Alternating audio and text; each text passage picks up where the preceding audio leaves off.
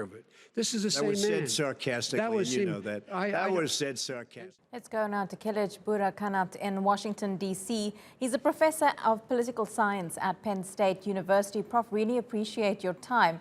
I mean, what a start to these presidential debates, as we've been hearing from our reporters there. And other reports are showing that during that 90-minute debate, there were 73 interruptions. I mean, what are Americans going to be taking away from what has been a very eventful evening? I think two things. One, since the beginning of these televised debates in 1960, we see probably the worst debate ever, the lowest point, one of the lowest point in U.S. politics. So there was not much policy proposal produced or presented by the candidates. And secondly, these debates are important, but in highly polarized settings, they seldom change the ideas of the voters. So there is already a highly polarized, already people started to vote. So most of the voters actually made their mind. However, there is a very small amount of undecided voters. And instead of appealing to these undecided voters, I think tonight both candidates try to consolidate their bases, try to stand firm. I think Trump attempted to throw Biden off balance multiple times. Biden, the expectations was really low from Biden, and it is partly because of the Trump campaign's portrayal of Biden so far. However, Biden stand firm and tried to defend its record when he was vice president and senator. So it was an important event. It was a significant turning point, I think, in presidential debates. We have never seen something like this, but I don't think it will be very influential at this point to the voter preference. Well, I mean, there were a few issues that were discussed, and as you've just mentioned, I mean, we didn't get a lot of information about their policies with regards to those issues. One of them, though, was race relations, which has been such a hot topic in the U.S. Black Lives Matter protests happening there over much of this year, as well as spreading around the world.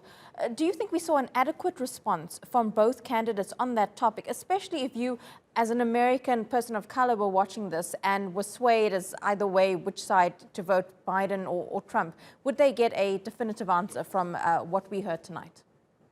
I think one of the critical moments was when President Trump didn't want to condemn white supremacists. I think it was an important moment. But when we look at the both candidates and their responses, especially in regards to the race issues, we didn't hear much, actually. We hear that Biden criticizing Trump, but we didn't hear much from Biden, actually, what would be his proposal to fix what he called the systematic discrimination and racism in the country. So it was a little more than the tweets that both candidates so far posted, and just the continuation of accusations and interruptions.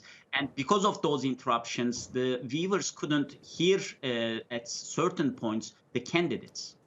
Yeah, well, they may not have spent a lot of time on race relations, but they actually spent the most time on the coronavirus pandemic. We know America has the highest number of cases and death toll. Both Trump and Biden, though, taking very different approaches in how to deal with COVID-19, spending a lot of time debating it. It would definitely have been something that Americans would have been watching very closely. I think one of the, it should be a softball question, actually, to Biden about the COVID-19 crisis. He has been criticizing President Trump for the last couple of months, actually the beginning of the crisis.